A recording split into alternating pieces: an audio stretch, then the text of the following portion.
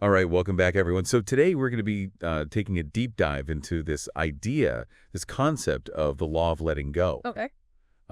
We've got this passage that we're going to be working with, and it really digs into personal growth and freedom, exploring how how releasing the past can actually empower our future. It's a concept that I feel like pops up everywhere. Yeah, it's everywhere. But I'm curious to kind of unpack it with you and see what we can learn. Yeah, it's fascinating how this idea of letting go resonates across so many different um, philosophies and practices, right? Right. Like you see it in instant stoicism, Oh, yeah. where it's really about aligning yourself with the natural flow of the universe, Mm-hmm. accepting what you can't control. And then you have modern mindfulness, where the focus is on um,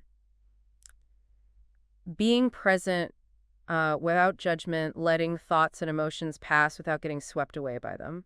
Okay, so this passage that we're looking at, it kicks off with this, I think, pretty powerful statement. It says, holding on to the past weighs down your future. Right. And I feel like uh, that's something we all kind of instinctively understand, Yeah. but maybe we haven't fully explored. We haven't really sat with it. Yeah, It really gets to the heart of the matter, doesn't it? We know that dwelling on past mistakes or harboring resentment or even clinging to outdated beliefs, it creates, this mental and emotional baggage. But what's interesting is that research has shown a correlation between holding on to resentment and increased stress levels, even physical health problems. wow, Yeah, it's like carrying around this invisible weight that's just constantly draining your energy. that makes a lot of sense. Yeah. So this passage, it even gets more specific, and it says we need to let go of past mistakes, toxic people, and old beliefs. And I mean, it's like, okay, well, easier said than done, right? Right, exactly, yeah. And each of these can manifest in ways that hold us back, like a past mistake, let's say a failed business venture. Yeah. It can make you hesitant to take risks in the future. A toxic relationship can drain your energy, erode your self-esteem.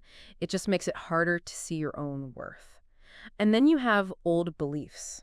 Ooh, those are tough. Those can be the trickiest. Yeah. If you're clinging to, I'm not good enough, it's going to sabotage your success before you even begin. Right. So how do we actually break free?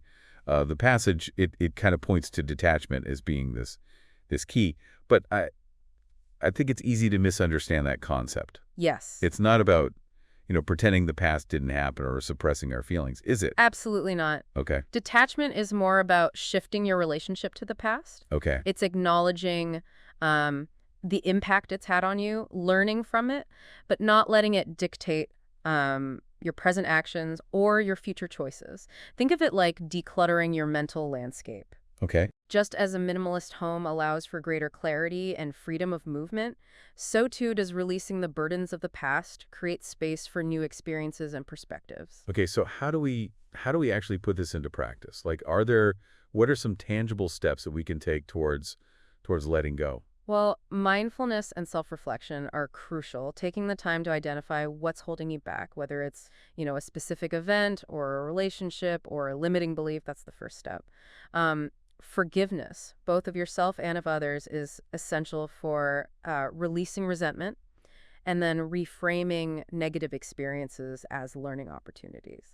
That can be very powerful. So it sounds like, letting go can really have this ripple effect across our life. It can. But is it really that? Is it really that simple? What about those situations where forgiveness, feels impossible, Yeah. or where the pain of the past is just, too intense? How does that fit into this law of letting go? You're right. It's not always easy, and there are situations where forgiveness might feel out of reach, or where the wounds of the past just run very, very deep. Right. In those cases, it might be about finding a different kind of acceptance, acknowledging the pain without letting it define you.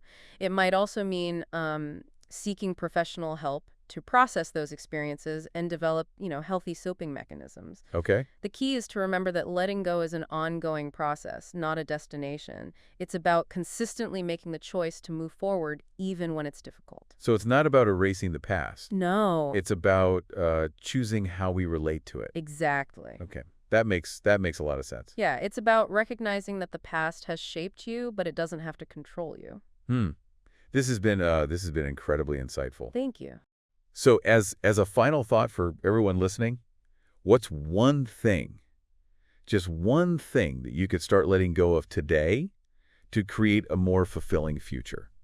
It could be a grudge you've been holding on to, or a limiting belief that's been holding you back, or even just a bad habit that no longer serves you.